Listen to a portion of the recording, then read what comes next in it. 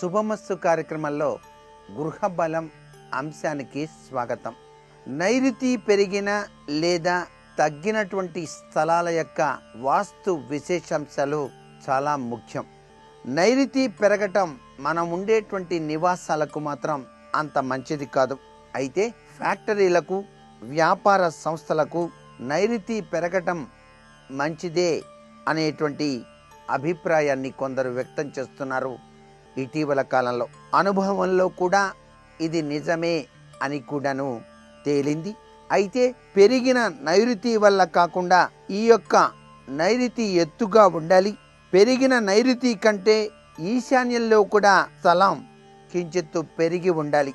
అప్పుడే పెరిగిన నైరుతి హాని చేయకుండా మంచిని చేసి తీరుతుంది ఫ్యాక్టరీలకు అని కూడా మనం ఇక్కడ గ్రహించవలసి ఉంటుంది. నివాస స్థలాలకు నైరుతి గనక పెరిగినట్లయితే ఆందోళనలు, లేనిపోని ప్రమాదాలు, అనేక నష్టాలు జరగటానికి ఆస్కారం ఉంది సుమా. కాబట్టి పెరిగిన నైరుతిని వేరే గోడ కట్టడం ద్వారా అలా కత్తిరించి వేయాలి. అలాగే నివాసాలకు నైరుతి స్థలం తగ్గవచ్చు. దక్షిణ నైరుతి లేదా పడమర నైరుతి లేదా రెండు నైరుతులు కూడాను తగ్గవచ్చు. దక్షిణ నైరుతి తగ్గడం అంటే దక్షిణ ఆగ్నేయం పెరగటం అవుతుంది. పడమర నైరుతి తగ్గటం అంటే పడమర వాయువ్యం పెరగటం అవుతుంది కదా. ఇందువల్ల లాభమే కానీ ఇబ్బంది లేదు అనే విషయాన్ని కూడా గుర్తెరగాలి. వాయువ్యం పెరిగినటువంటి లేదా తరిగినటువంటి స్థలాల యొక్క పరిస్థితి ఎలా ఉంటుంది అనేది గనక ఆలోచన చేసినట్లయితే ఉత్తర వాయువ్యం మాత్రం ఏమాత్రం పెరగకూడదు. ఉత్తర వాయువ్యం పెరగడం అంటే ఉత్తర ఈశాన్యం తగ్గటమే అవుతుంది సుమా. ఈశాన్యం తగ్గితే విపత్కర పరిస్థితులు జరిగి తీరతాయి. ఉత్తర వాయువ్యం పెరిగితే ధన నష్టం, అప్పులు, అనారోగ్యం సంభవిస్తుంది. పడమర వాయువ్యం కొంత పెరగవచ్చు. పడమర వాయువ్యం పెరగడం అంటే నైరుతి తగ్గటమే అవుతుంది. నైరుతి కొంత తగ్గటం మంచిదే.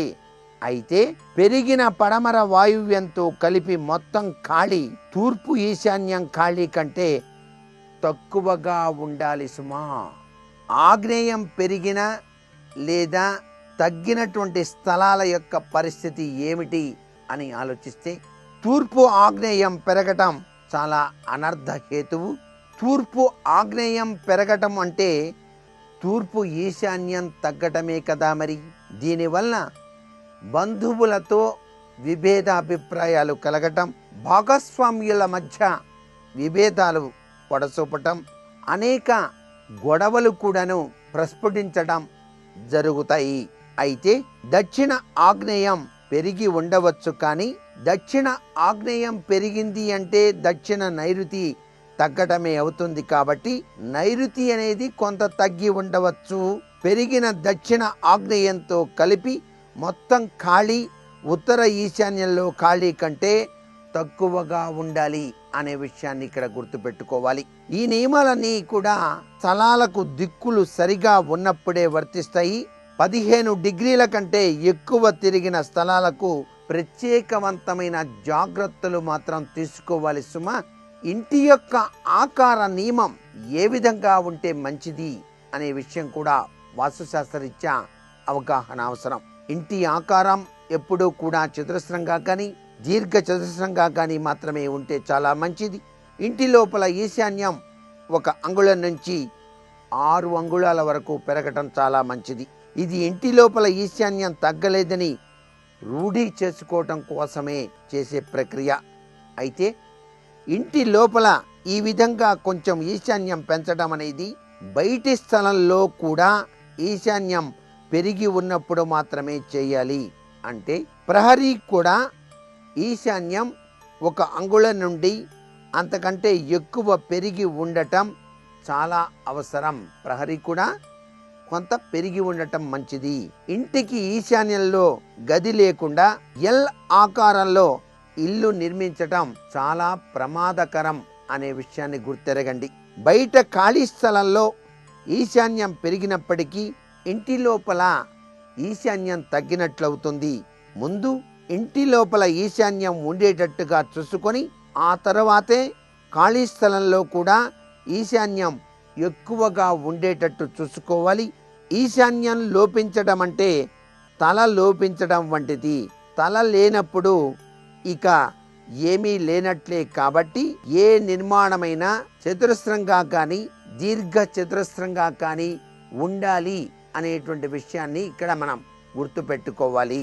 ఇంటికి హద్దులు ఏర్పరచడానికి మరియు రక్షణ కోసం ఈ ప్రహరీ గోడలు అనేటువంటివి చాలా చక్కగా సహకరిస్తూ ఉంటాయి.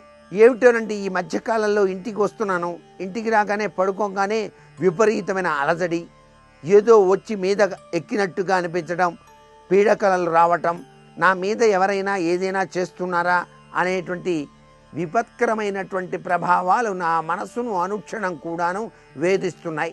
దీనికి ఏదైనా లక్షణరీత్యా మా ఇంట్లో వాస్తుదోషం ఉందా, లేక నాలోనే దోషం ఉందా, ఏమిటిది అని చెప్పేసి ఆలోచించేటువంటి వాళ్ళ సంఖ్య అత్యధికమైంది ఇటీవల కాలంలో. ఇవన్నీ సమస్యల వలయంగా గనక మిమ్మల్ని వేధిస్తూ ఉన్నట్లయితే మీరు 40 రోజుల పాటు సూర్యాస్తమయ సమయంలో కొద్దిగా పాలు తీసుకోండి. ఆ పాలల్లో 9 తేనె చుక్కలు కలిపి మీ ఇంట్లో ప్రతి మూల కూడాను చల్లండి, చిలకరించండి. పాలు కొద్దిగా మిగిల్చి మీ ఇంటి ముఖద్వారం దగ్గర ధారగా పోయండి. దీనివల్ల పలు విధాలైనటువంటి ఈ యొక్క దుష్ప్రయోగ తత్వరీత్యా వచ్చేటువంటి విపత్కర పరిస్థితుల నుంచి మీకు విరుగుడు తప్పనిసరిగా జరిగి తీరుతుంది అని మన మహర్షులు తెలిపినటువంటి ఈ యొక్క వాస్తు నియమ సార తత్వం అనేక మంది జీవితాలలో సఫలీకృత తత్వాన్ని ప్రసాదిస్తూ ఉన్నది సుమ.